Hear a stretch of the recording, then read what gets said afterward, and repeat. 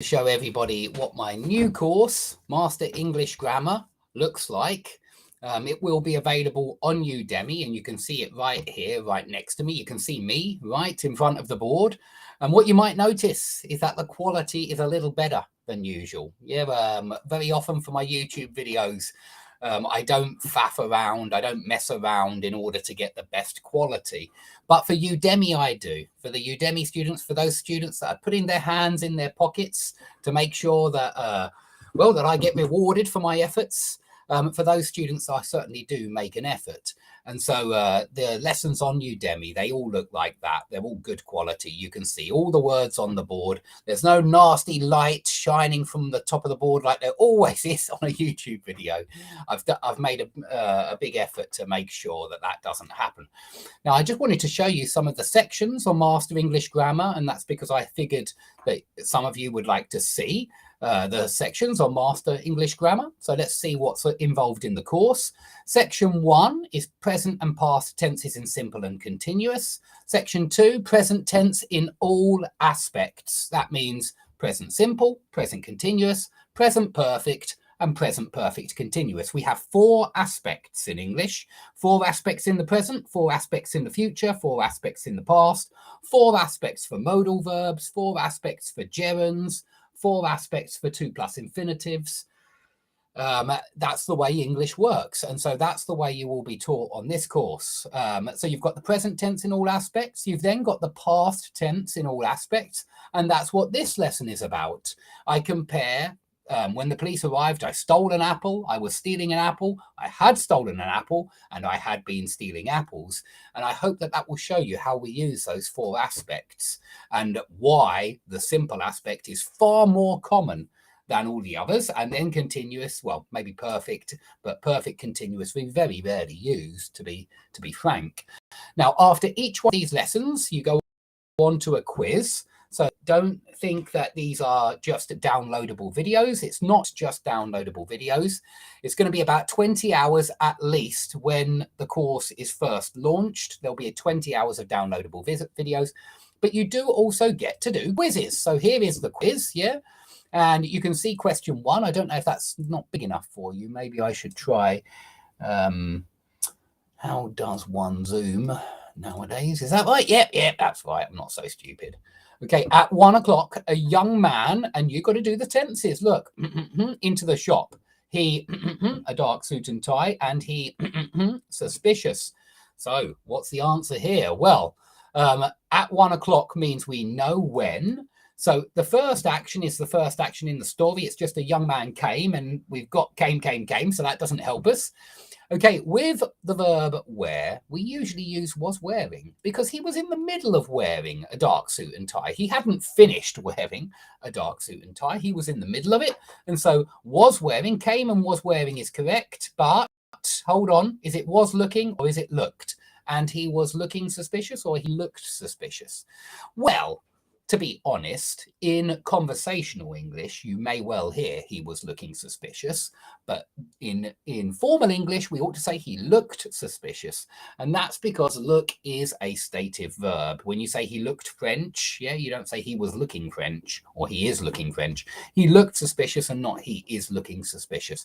So that's why the bottom answer is correct. But you can see that there are quizzes for each and every video on this course. And so you could certainly expect lots of practice. So let's go back to the course and see. Let's skip. Okay.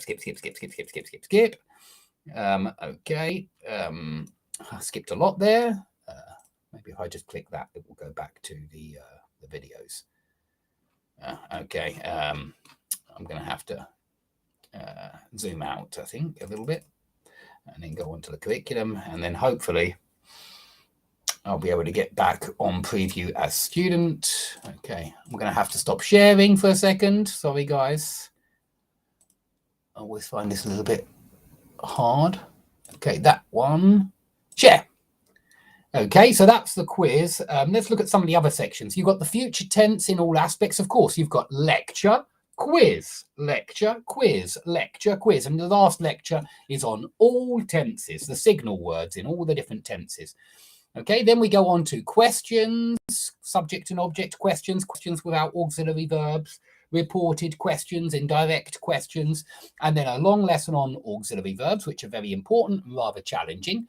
Reported speech, you've got a lecture and a quiz that talks about the sequence of tenses, the attracted sequence, or the, what's the difference here? We talk about the attracted sequence and the natural sequence. Do we move tenses back or not?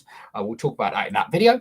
You've got active and passive, causative, the passive in complex forms, because you can find the passive in a lot of complex forms, and ergative verbs. You then go on to modal verbs of speculation and deduction, modal verbs of obligation, necessity, criticism, advice. All of these have got lectures, and each lecture has a quiz after it. Okay. Whoops. Oh. And it is only a little slow at the moment, just because I've got so many windows up and my computer's quite slow, to be honest. But you can see I do, these are all new classes with a nice picture of the board, a nice, you'll have a nice view of the board. You've got then conditionals, 0, first, second, third, mixed and pseudo conditionals. And remember, it's lecture, quiz, lecture, quiz. You've then got subjunctive and inversion. So if you're interested in some of these more complex issues, this is a course aimed at intermediate to advanced, I would say, because I know there are lots of intermediate students who are really enthusiastic and want to learn. And I would say that this course is for you too, certainly, because I've tried to make the course so that you will be able to understand it even from an intermediate level, even though it goes into advanced aspects of English. So you've got subjunctive and inversion there. You've then got gerunds and infinitives in all aspects, so the complex forms as well. Chapters or lectures, noun plus 2 plus infinitive, which is important, and one on participles as well, which are important. You've got more than one on participles, actually. You've got reporting verbs. Obviously, we've got the reporting verbs, so that's a lot to learn. You've got relative clauses here. They're very important. Adjectives and comparison, gradable and ungradable comparisons. Determiners now. I know you all love learning about determiners and articles, a and the. And I know how tricky it is, guys, which is why I've put a lot of classes here that will help you, for example, on definite or indefinite, existential clauses, body parts. I've never seen, I'll actually give the information that's in that lesson because I haven't heard it before. It's something that a few conclusions that I came to after thinking for a long time, but also article and no article. This is when the same noun, like education, could be a countable noun or it could be uncountable noun. And I think a lot of students don't realize that, but that's very important for articles. Quantities and concepts, and then even abstract nouns. And then at the end, the gerund or the verbal noun is another topic which is often missed on grammar courses.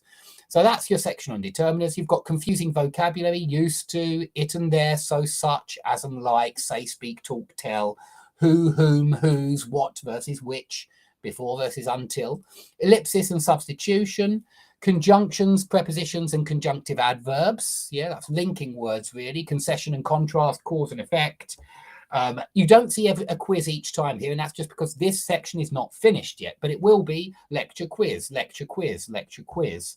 Okay, then we do conjunctions and parallel structure. That's probably my favorite topic. That is how you improve your English. You use parallel structure. End of story. So we'll look at conjunctions, we'll look at correlative conjunctions, we'll look at comparisons, and I'm not sure about conjunctive adverbs and the comma splice. I'll probably move that to a different section. It's just that this section isn't finished yet. Adverbs, position, adverb collocations. We'll do a lot of classes on adverb collocations and also a class on that. Adverbs, dependent prepositions, noun and preposition, adjective and preposition, verb and preposition. Also very important. Cleft sentences. I'm going to do a lot more on fronting. It won't be only one lecture on fronting. I'm going to do 3 or 4 lectures on fronting because I find it a fascinating topic. And at the end, I've got grammatical curiosities and ambiguities where we look at relative versus content clause. That's important.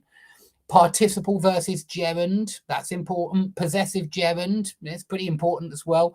This section, though, I've added it on the end because I want to show you that there are some uncertainties about our language.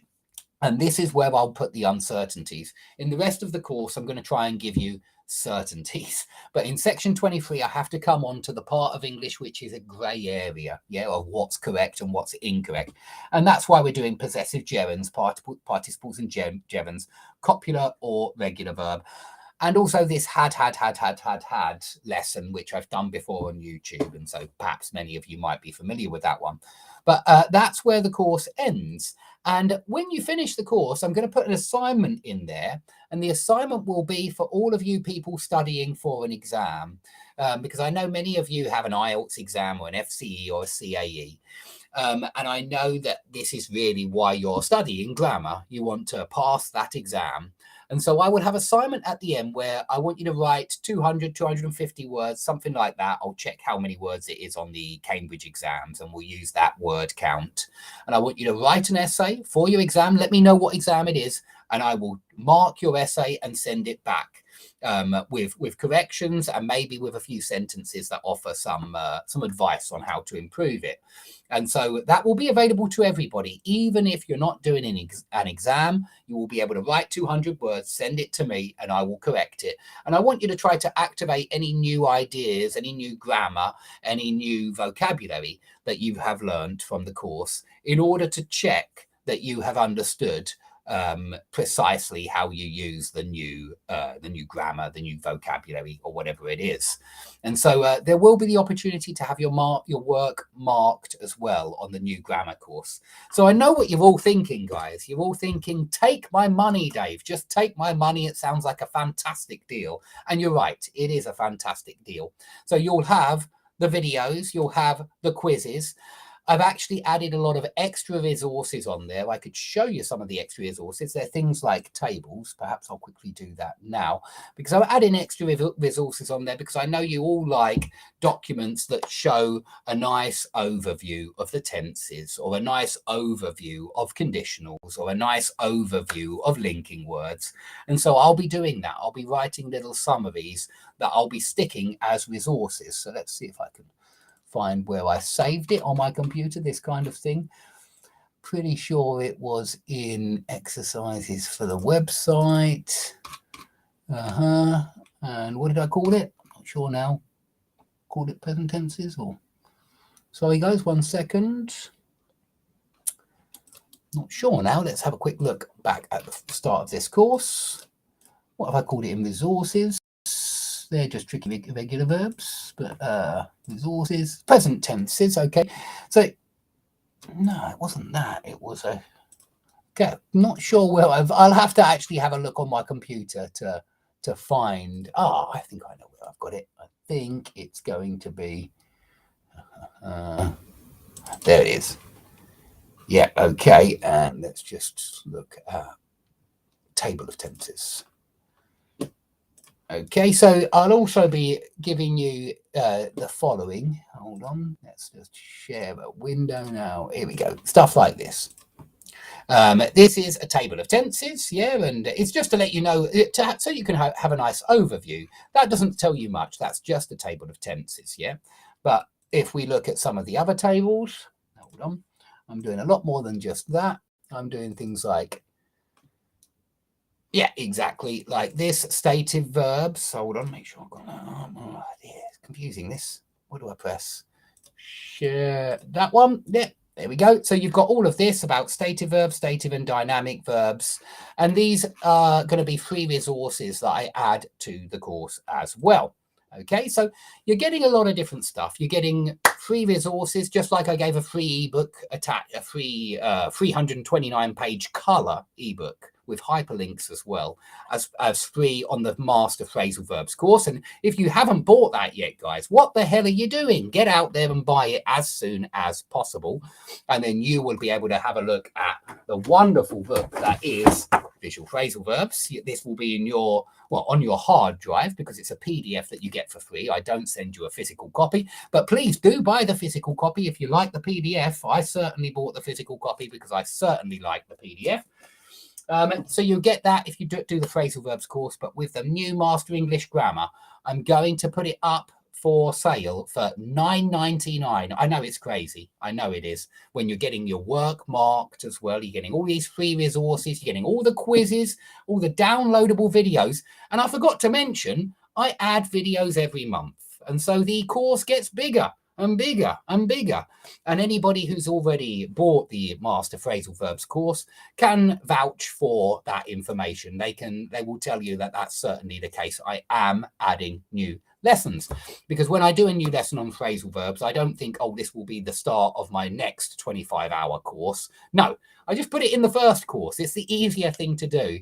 But I do start writing a new course on grammar, and my new course after grammar will be on the English language, and it will be aimed at advanced speakers and natives, both at the same time, because I get a lot of questions about how to improve your English. And I've got some very concrete ideas about how you can improve your English, and they're all going to be in the Master English Language course.